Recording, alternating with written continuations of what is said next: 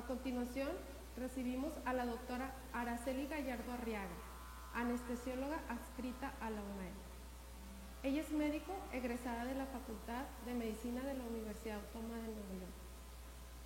Tiene un posgrado en anestesiología por el ISSSTE Regional de Monterrey. Está certificada por el Consejo Nacional de Anestesiología. Ella cuenta con un curso de alta especialización en clínica del dolor por el Instituto Mexicano del Seguro Social y un diplomado en anestesia regional por la Universidad de Monterrey. Recibamos a la doctora Araceli Gallardo Arriaga con el tema Manejo del dolor postoperatorio en el paciente oncológico. Buenas tardes, soy la doctora Araceli Gallardo, anestesióloga. Hoy vamos a hablar del tema manejo del dolor postoperatorio en el paciente oncológico.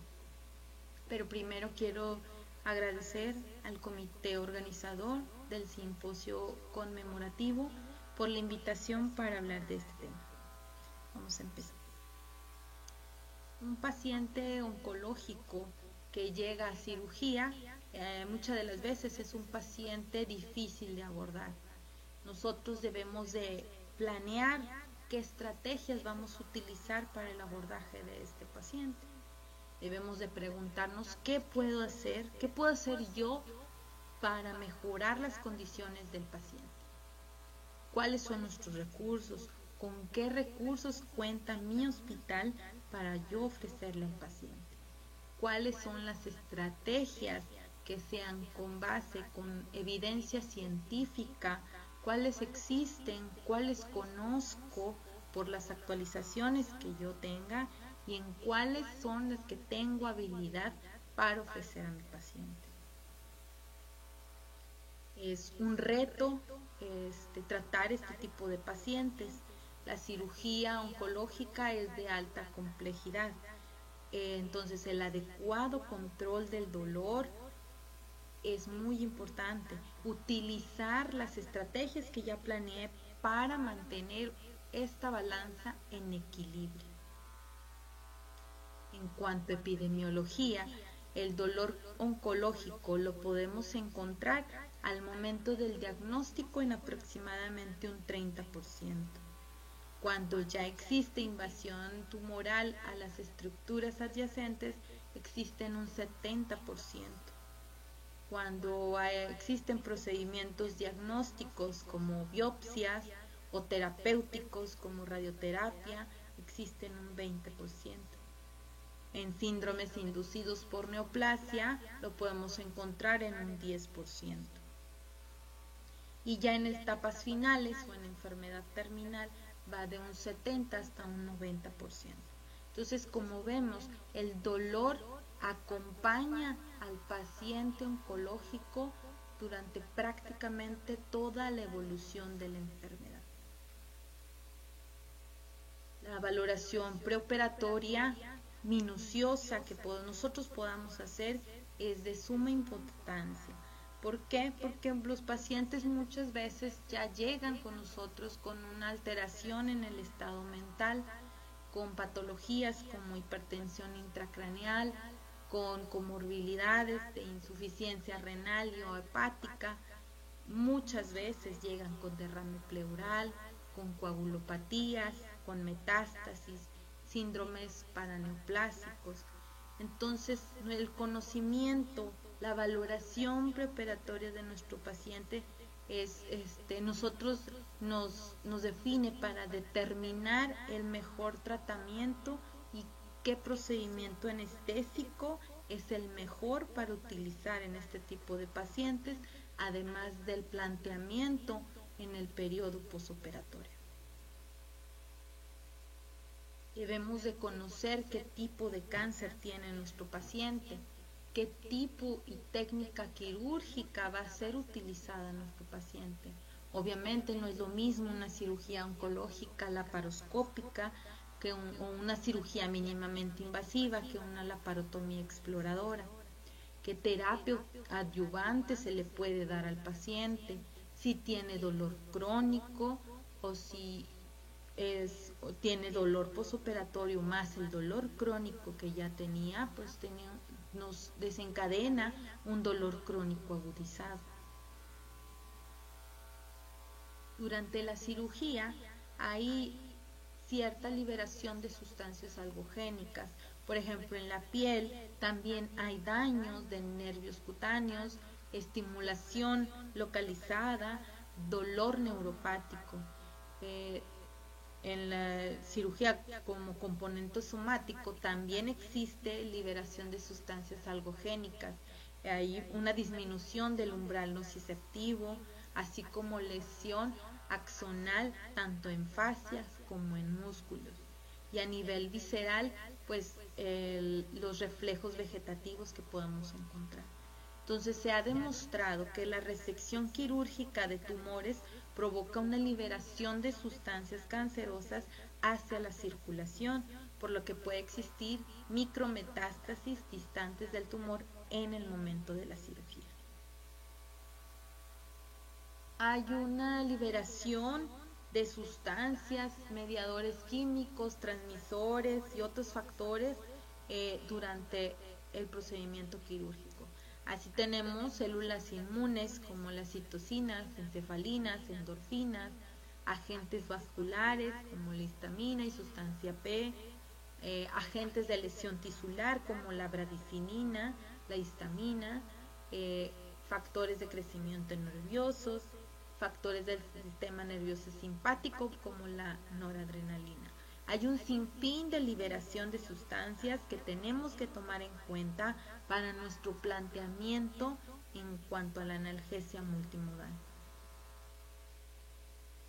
La definición de dolor está dada por la IASP. La IASP es la Asociación Internacional para el Estudio del Dolor. La IASP elaboró en 1979 una definición de dolor que ha sido aceptada por todo el mundo científico y sanitario, incluida la propia OMS. Ha tenido varias actualizaciones, la última fue en septiembre del 2020, donde nos define el dolor como una experiencia sensorial y emocional desagradable asociada con o similar a la asociada con daño tisular real o potencial. En esta última actualización nos refiere un manejo multimodal con la participación de múltiples servicios. Debemos de conocer qué tipo de dolor tiene nuestro paciente oncológico.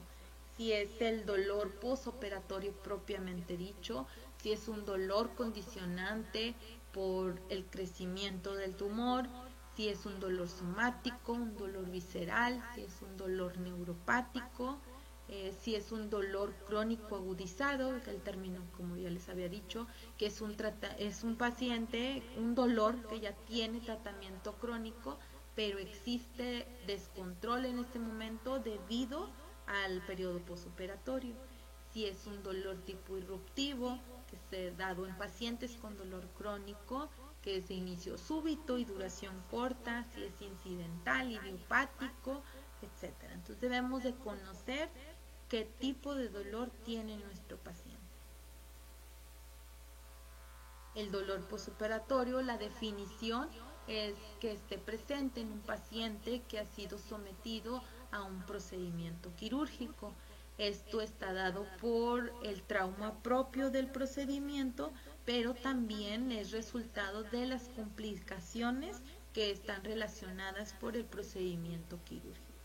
Entonces tenemos que un 30 o un 75% de los pacientes que son sometidos a una cirugía pueden experimentar o experimentan el dolor posoperatorio de intensidad moderada a severa.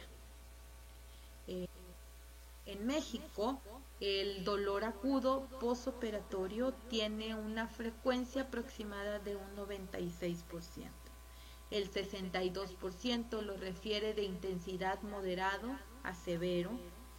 Esto quiere decir que 9 de cada 10 mexicanos tiene dolor posoperatorio y 7 de cada 10 lo considera de intensidad moderada o severa. Se ha documentado con artículos, con investigaciones, que del 1 al 5% de los pacientes con dolor postoperatorio recibe analgesia opioide.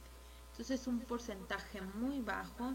No estamos haciendo un adecuado manejo del dolor, lo estamos subestimando. Todo esto nos condiciona a una evolución, a un dolor crónico y que tiene mayor dificultad del control del mismo. El 68% de este tipo de pacientes recibe 2 tipos de AINES.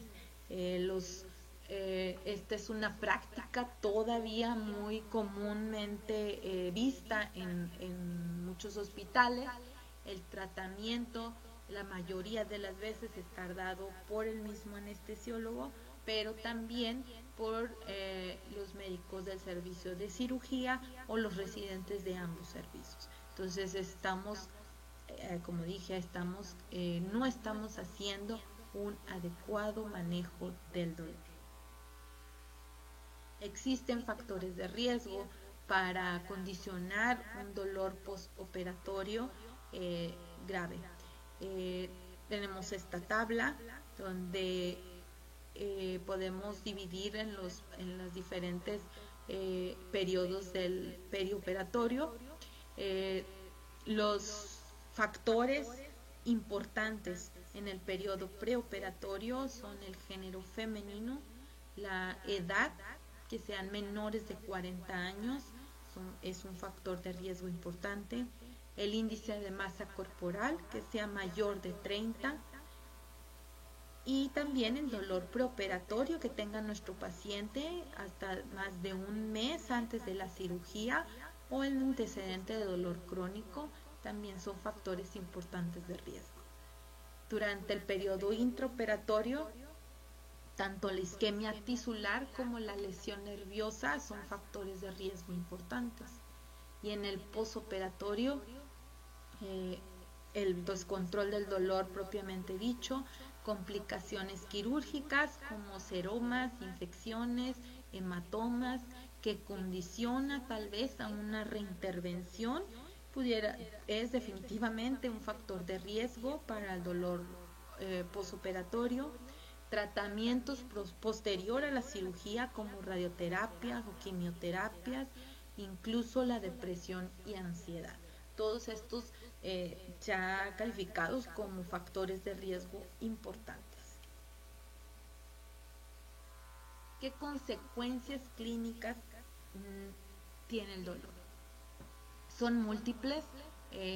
Durante la lesión tisular hay cambios cognitivos que nos desencadenan o nos promueven una ansiedad, un miedo, insomnio, que da como consecuencia inmovilización y disminución de la función pulmonar, atelectasia, hipoxia, etc.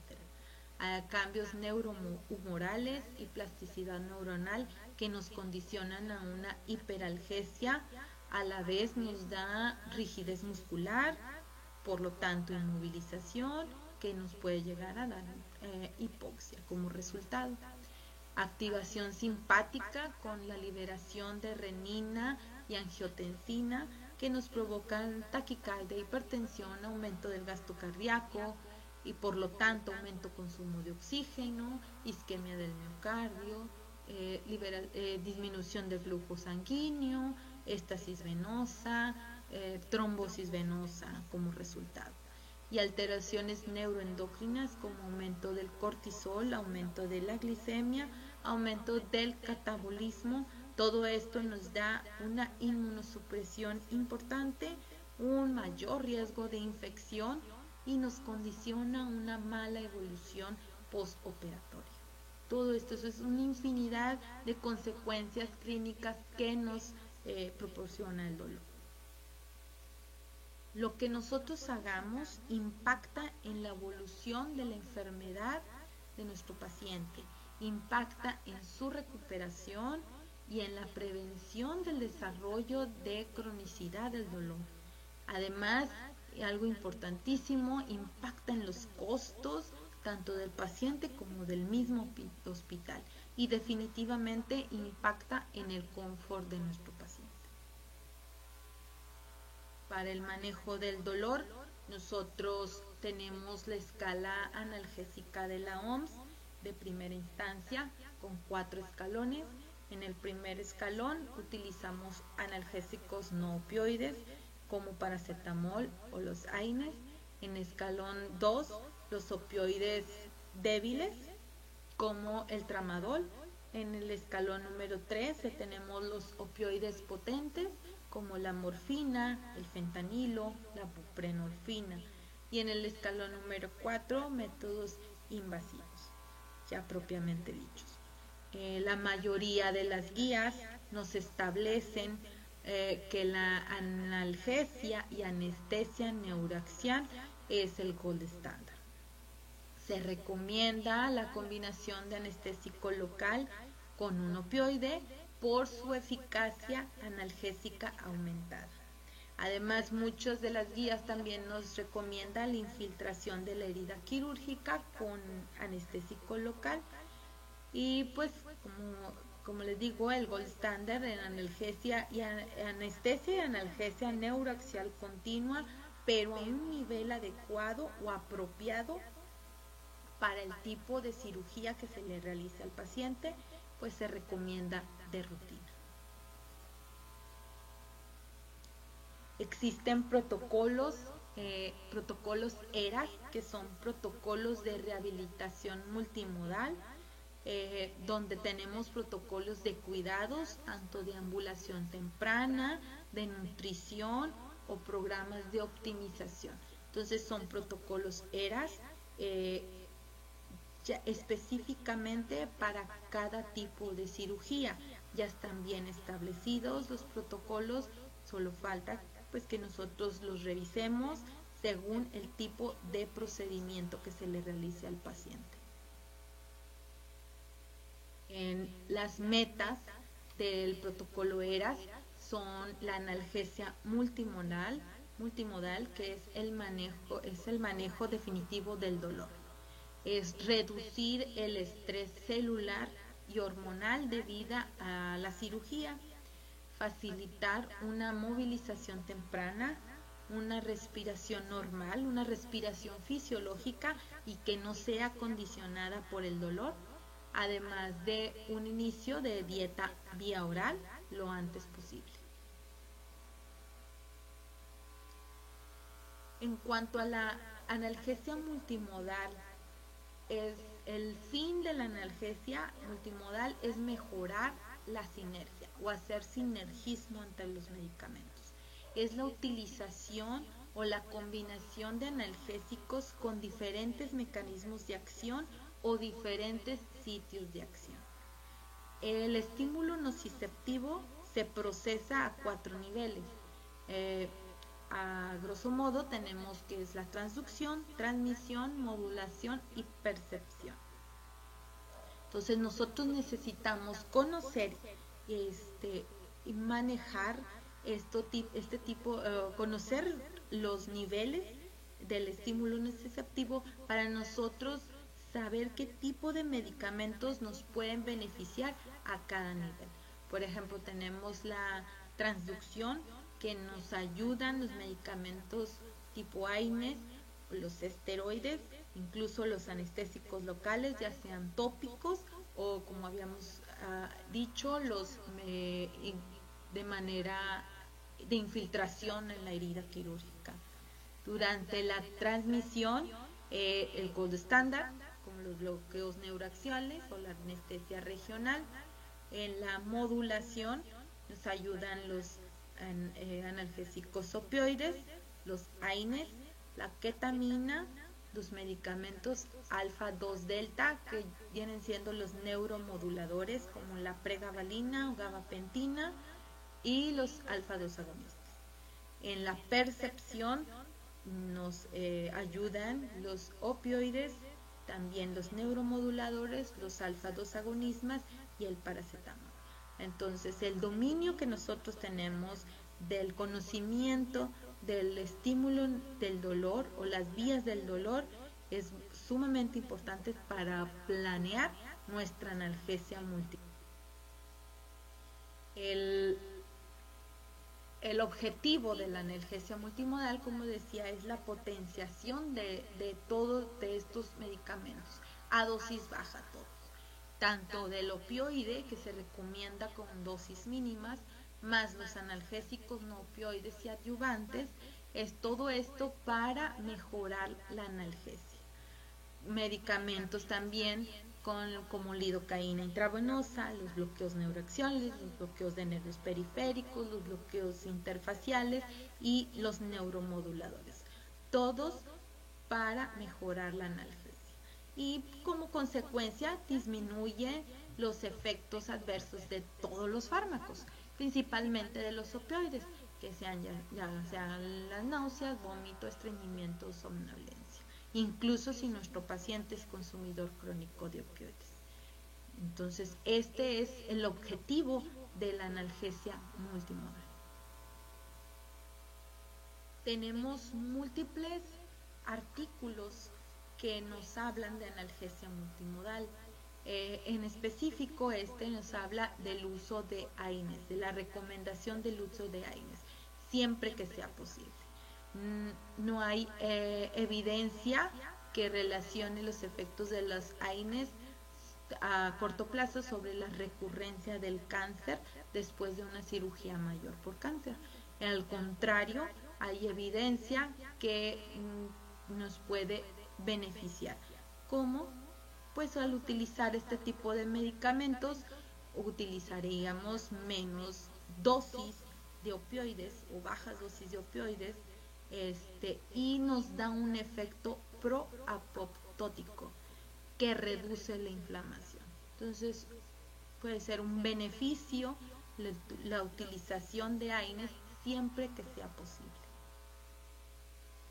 Así como también el uso de TIVA siempre que sea posible, hablando específicamente del propofol, que en este artículo menciona que reduce o desempeña un papel importante en la inhibición de la invasión y migración de las células de cáncer de mama en la terapia de pacientes con cáncer de mama crónico. Igualmente hay infinidad de artículos que que como resultado nos dicen esto, que es el uso de TIVA siempre que sea posible. Hay artículos también o guías de manejo de manejo de analgesia multimodal del dolor, como es el manejo multimodal del dolor y el futuro de un enfoque de medicina personalizada para el dolor, donde nos habla sobre el uso preoperatorio de celecoxib, donde nos habla del uso de paracetamol o de medicamentos AINES, donde nos habla también del uso oral de neuromoduladores, ya sea gabapentina o pregabalina, la recomendación de utilización de ketamina intravenosa, de utilización de infusiones de lidocaína intravenosa específicamente para cirugías abdominales, y pues las técnicas de analgesia regional. Es otras recomendaciones de un panel de expertos de la Sociedad Americana del Dolor, donde nos hablan de la utilización de analgésicos neuroaxiales, ya sea con anestésico local solamente o con opioides, donde nos hablan del uso de la clonidina como adyuvante en los bloqueos, del uso de la analgesia controlada por el paciente, donde nos recomiendan la no utilización de la vía intramuscular para manejo de este tipo de dolor postoperatorio, y donde tampoco nos recomienda la utilización de ciertos medicamentos a nivel neuraxial, ya sea como magnesio, benzodiazepina, niastimina, tramadol, ketamina, que no tienen un sustento científico fuerte. Entonces sí existen artículos donde los utilizan, pero específicamente esta panel de expertos de la Sociedad Americana del Dolor no los recomienda. Entonces nosotros podemos tener o elegir una guía y basarnos en eso para atender a nuestro paciente. Esta guía de manejo del dolor posoperatorio, también de la Sociedad Americana del Dolor, junto con algunas otras asociaciones, donde nos hablan, por ejemplo, de la cirugía de la parotomía abierta, la utilización de opioides, de AINES, de gabapentina, pregabalina, ketamina IV, lidocaína IV, y aquí como nos habla también como un componente de la terapia multimodal, el bloqueo interfacial. En este caso, como es de la parotomía, nos habla de el bloqueo TAP, el bloqueo del plano transverso del abdomen, además de la utilización de técnicas neuraxiales.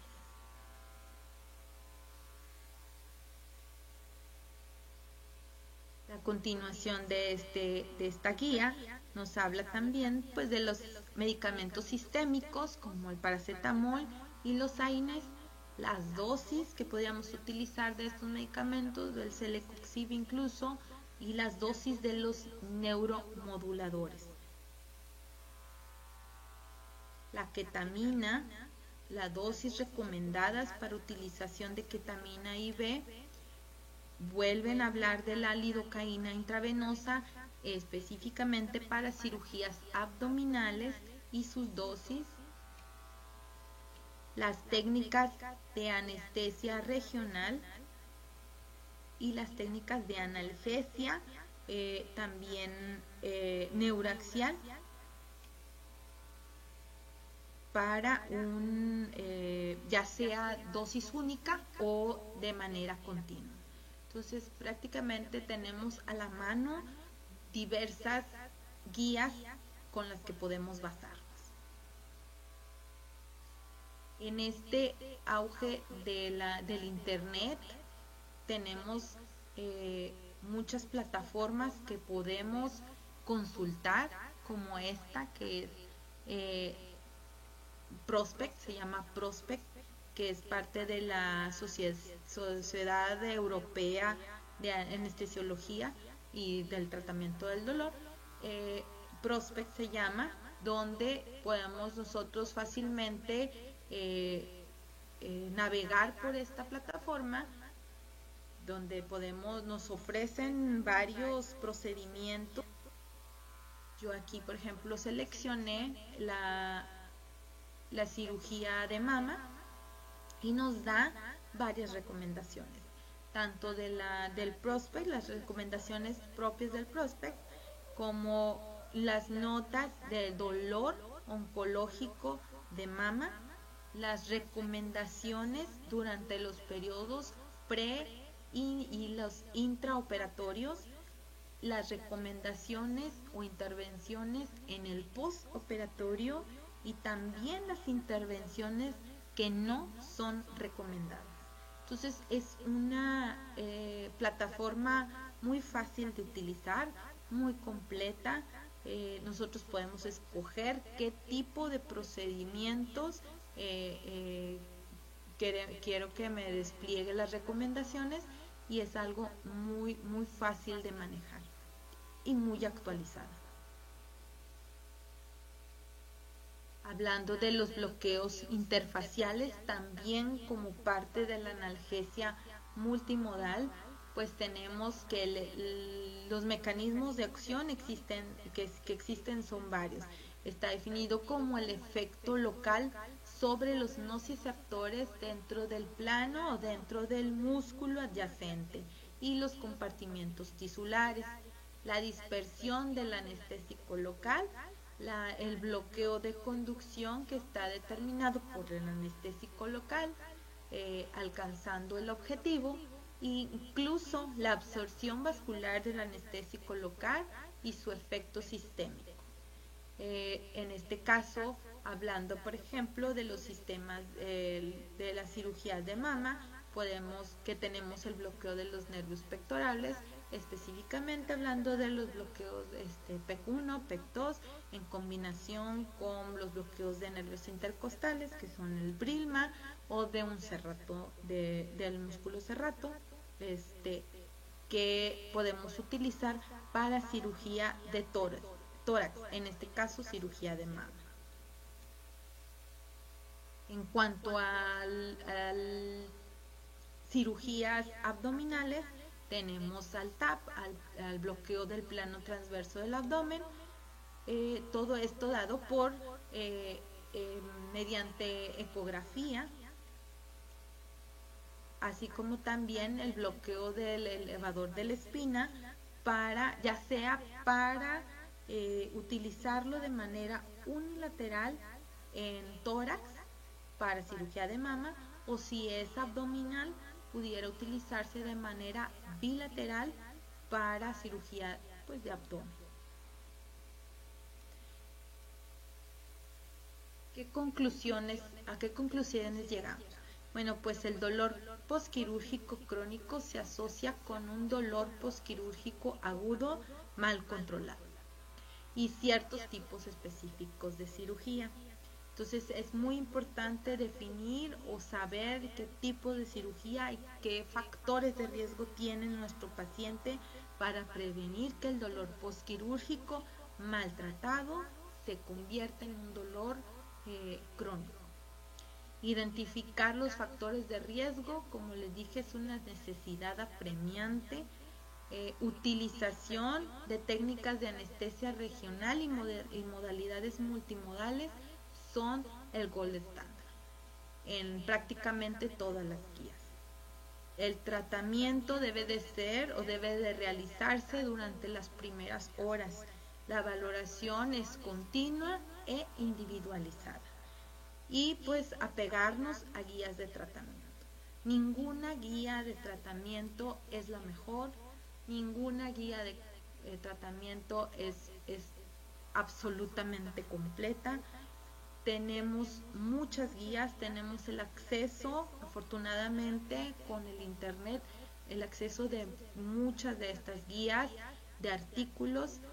Lo importante es saberlos buscar, actualizarnos y apegarnos a estas guías de tratamiento. Es todo. Es un tema muy amplio.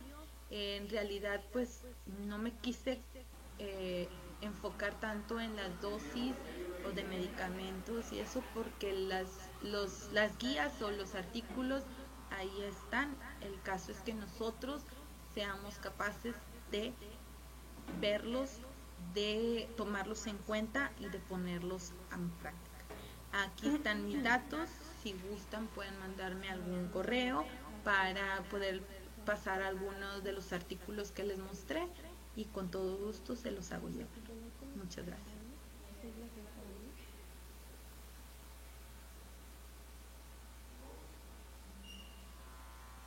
Agradecemos la participación de la doctora Araceli Gallardo Arriaga en este simposio.